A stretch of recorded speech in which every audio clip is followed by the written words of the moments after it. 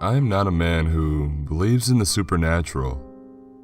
I work a 9 to 5 in a 30th floor office suite, surrounded by familiar, reliable representations of human ingenuity, steel and glass, and wall-to-wall carpeting.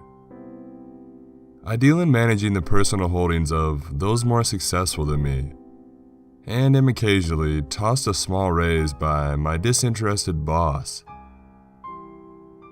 When the setting sun begins to bleed through my vertical shades, I ride the sealed elevator door down to the parking garage, climb into my 2010 Honda Civic, and traverse the 25 miles to my 2-story house in the suburbs. For the past 30 years, my life has taken a pretty predictable and comfortably tedious trajectory. Strange dreams, always half forgotten by morning, sometimes trouble my nights. But who among us doesn't have nightmares? My wife Elizabeth was supposed to drive Jenny to summer camp, but something at her work came up last minute, and so I found myself heading northwest on I-89. It was a Sunday and there were few other vehicles on the road. Though it was almost noon and the sun was high overhead, the trees and underbrush by the sides of the highway blocked out most of the sunlight, creating a solemn, almost foreboding atmosphere. My stepdaughter, nose buried in a book as usual, wasn't a natural conversationalist, and after a few attempts to engage her, I gave up and allowed myself to be lulled by the relentless chorus of the cicadas. I hadn't been in this part of the state since my early childhood, when my parents had rented a small weekend house deep in the Vermont woods. It isn't as though I actively avoided returning to the kingdom. I was simply a middle-aged, middle-class American whose solitary childhood imaginings belonged to the distant past, to the realm of make-believe or half-remembered nightmares. And yet, there it was, the familiar dirt road winding into the forest, and then almost unconsciously, I was slowing down and pulling off to the side of the road to a conveniently located rest stop. Jenny looked up from her book and regarded me with some trepidation. "It's all right," I reassured her.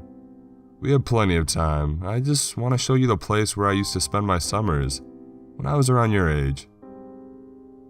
It was my mother who first referred to our summer house and lands as our kingdom, upon discovering the absolute remoteness of the spot. The nearest town was 30 minutes away by car, and for a young child, we might as well have been living on the moon. The house itself was not spectacular. It was the surrounding land that was truly the kingdom. For 6 weeks, we lived in the middle of a pine forest. The trees grew so densely together that the sunlight was always odd and of a muted quality, distorting the shadows of things. Pine needles would fall silently throughout the night, and we would awaken to find every surface covered by a thin layer of dried husks.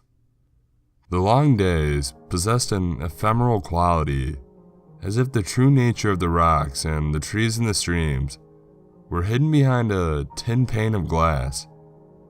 I knew deep in my bones, without ever being told, that we were only guests in the kingdom, that it truly belonged to the fairies. I'm not talking about the simpering, bonneted caricatures that you find in the sticker books. These fairies were a part of the wild landscape, more essence than being. They made themselves known in the delicate lace of dew adorning a spiderweb and in the constant shifting and tumbling of the pine needles. I often swam in the small, pristine lake near our house, and when the normally balmy waters suddenly turned cold, I knew who was responsible. The fairies were capricious in their emotions and desires, and were enthralled to no one except the fairy king. How strange it is that, in recalling these ghosts of the past, I experienced the same feelings of wonder and fear that I did as a young boy. The Fairy King was ancient and powerful, and he lived in the palace. This was a small clearing within the thickest portion of the woods. It was ringed by immense trees, birch and dogwood, as well as pines. At the center of the palace was a vernal pool, its surface vivid with green algae and vegetation. The Fairy King was owed special respect, and at the beginning and end of our visits to his kingdom, we paid him tribute so as to avoid his displeasure. By we, I mean Jack and I. There were a few other children whose families also summered in the kingdom, but he was my only true friend. Jack was a few years older than me, sturdy and red-cheeked, with haphazard hair and eyes the blue of a summer sky. People often remarked that we were like night and day. While Jack was boisterously cheerful, I was withdrawn and more inclined to lose myself in a fantasy book or daydreams. But we were inseparable and of one mind while racing through the woods or capturing frogs and bugs. And together, we paid our respects to the fairies who deigned to let us roam freely through their lands. It was Jack who taught me how to construct the wreaths we provided as gifts, a flexible twig entwined and knotted with fragrant grasses. It was I who informed Jack that fairies were sometimes dragonflies by day, the size and color of the insect denoting the relative power of its true form. I was 8 years old during my last summer in the kingdom. My mother, never the most attentive of parents, was especially preoccupied with my 3-month-old brother, and my father was absent on one of his interminable business trips. The kingdom was the only place I could breathe freely, shed the daily mortifications bestowed by third-grade bullies and the indifference of my family like an old snakeskin. With Jack by my side, of course. He and his family arrived the day after us, and I was climbing a young pine tree when I glimpsed their familiar station wagon chugging up the dirt path into the settlement, the only road in or out. I scrambled down, bark scraping against my palm and knees, and I raced to their house. I heard them before I saw them, voices raised in exasperation. Jack's father and mother were busily unpacking the car, turning occasionally to berate a hulking figure standing to the side. But I couldn't see Jack.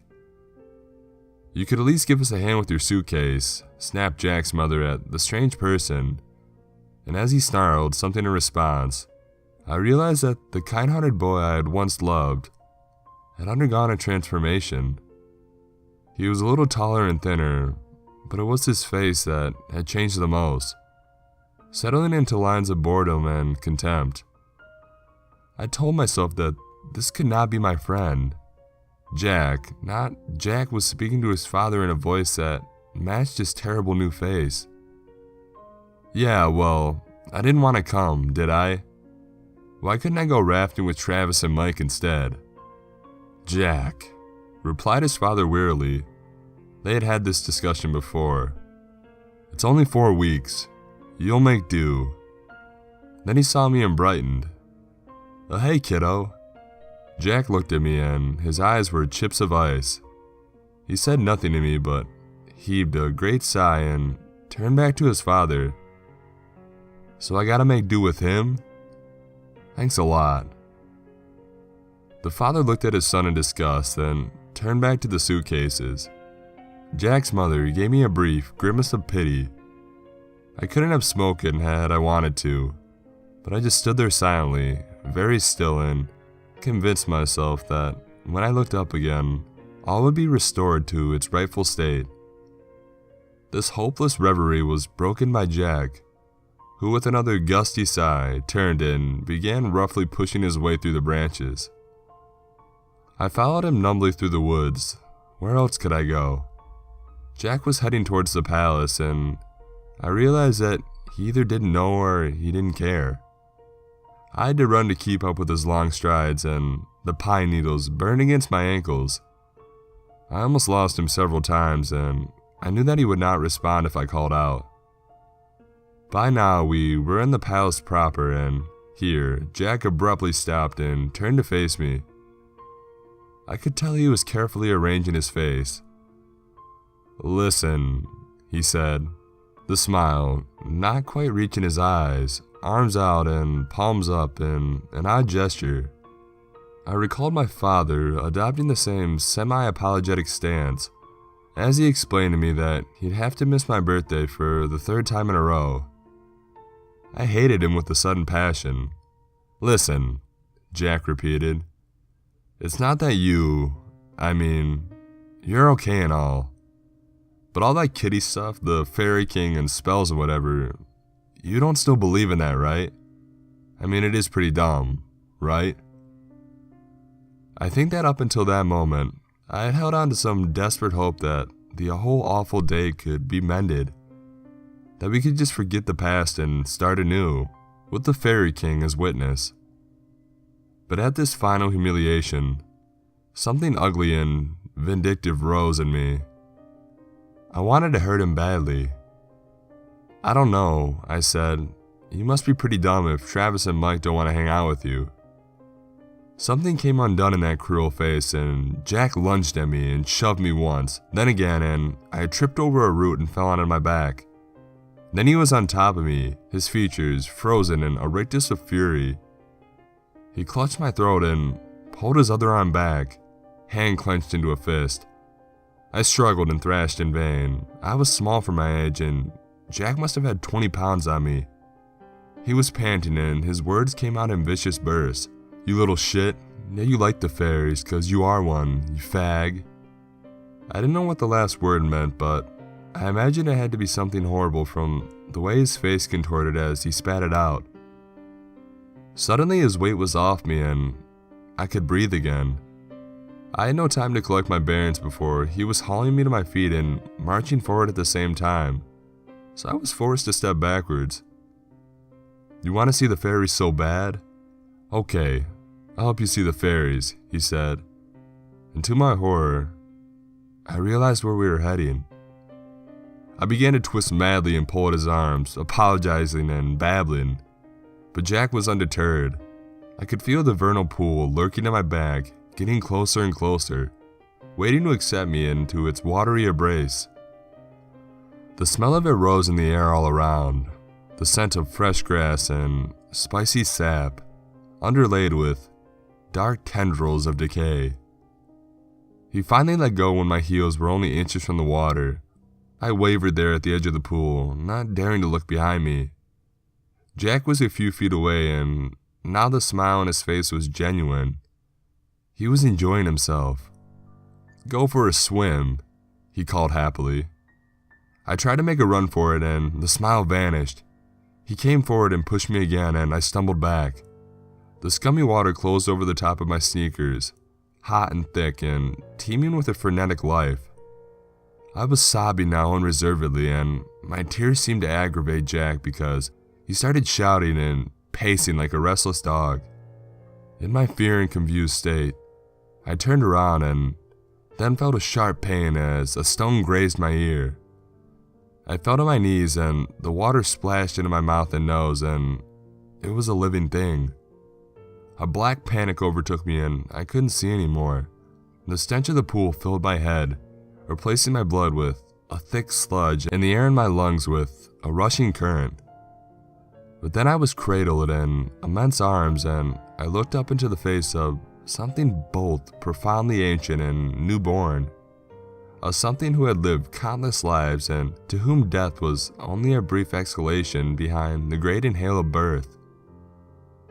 The inside of my eyelids was a soothing green, and I thought drowsily how pleasant it would be to drift forever, suspended in this timeless abyss.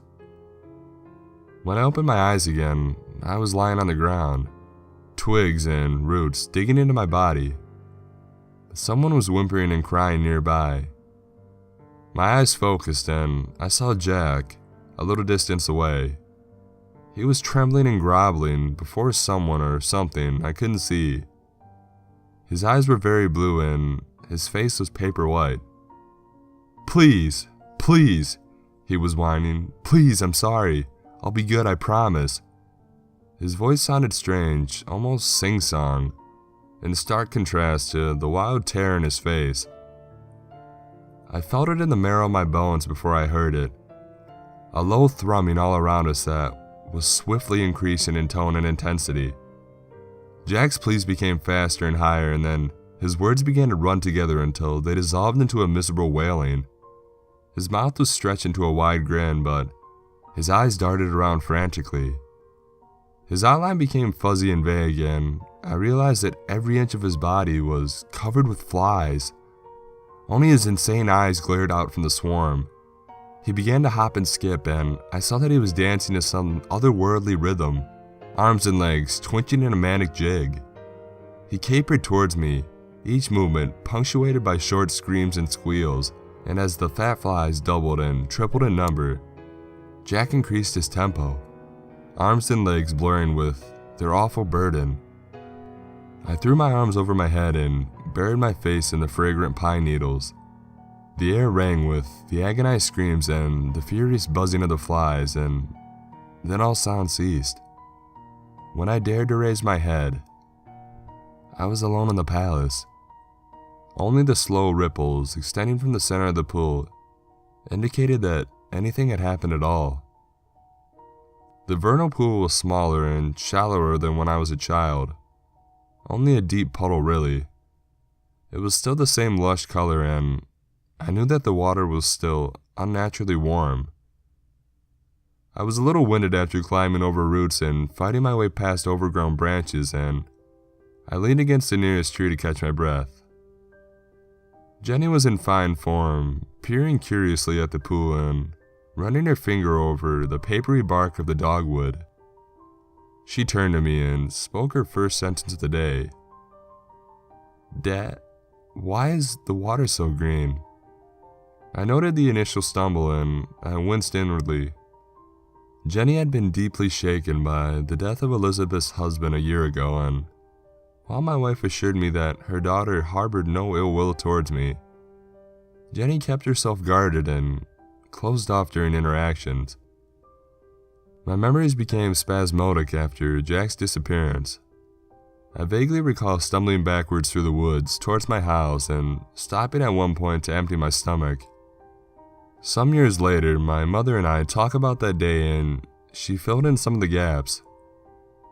I was crying and ranting, but I mentioned Jack's name enough times for there to be a cause for alarm. His body was found shortly thereafter, floating face down in the vernal pool. The police were hesitant to declare the official cause of death a drowning because both of Jack's eyes had been cleanly plucked from their sockets. I believe there was some sort of investigation, but I don't remember being questioned. My mother also told me that Jack's father killed himself a few months later. The water is covered by a green layer of algae and tiny organisms. That's why it's so green, I replied. A lot of different creatures lived in bodies of water like this one. Jenny nodded slowly, taking it in, and then wrinkled her nose. It's kinda stinky. This is where the Fairy King lives, I heard myself say. I hadn't uttered that name out loud in over 30 years. He mostly stays hidden away, but he loves gifts. Let me show you. Jenny watched carefully as I found a springy twig, bent it into a circle, and tied it closed with a blade of grass. Then she painstakingly created her own wreath, adding a small white wildflower, which I thought was a nice touch. I watched her busy hands and her brow furrowed in concentration, and recognized myself as a lonely young boy in the quiet intensity of her movements. "Ready?" I asked, and Jenny nodded. We stepped forward together and gently tossed our offerings into the center of the pool. The circlets lay on the surface for a moment, and then sank swiftly underneath the water. "He took 'em," explained Jenny. She stared intently at the place where the wreaths had disappeared. There was a slight movement in the air, as though something had quietly breathed in and out. The edge of the water retreated slightly, then bubbles formed in a great surge and drew back in, as though waiting. Jenny ran forward before I could stop her and knelt down at the bank of the pool. "Look," she said. He gave us something back, something to thank us. I walked over to where she crouched, the mud sucking at my shoes, and stared down at the Fairy King's response.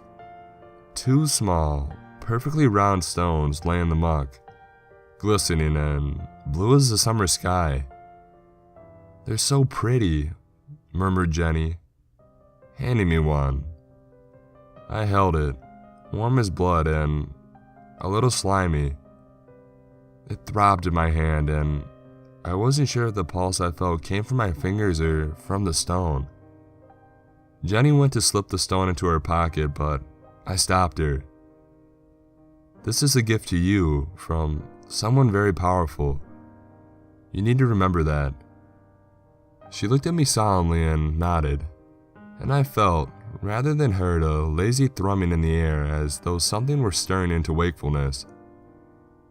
The air was unbearably still, and it was all around me. The scent of eternal life and of things rotting in the dark.